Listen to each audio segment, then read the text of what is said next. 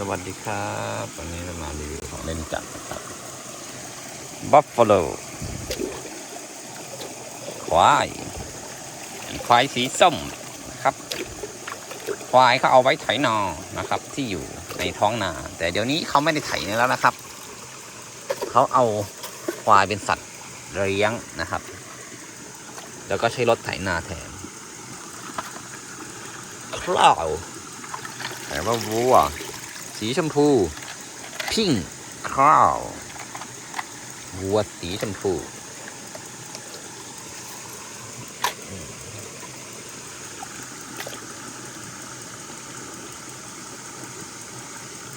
elephant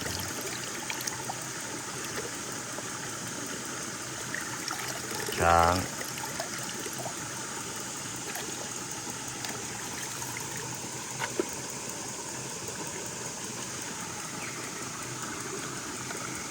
frog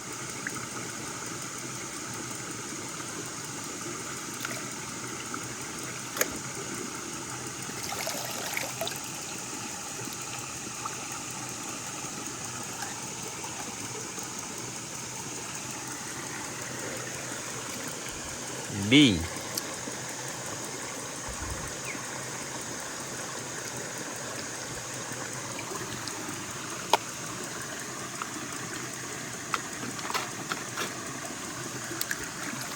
fish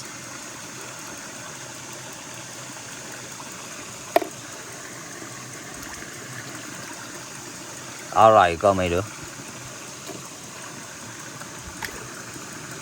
elephant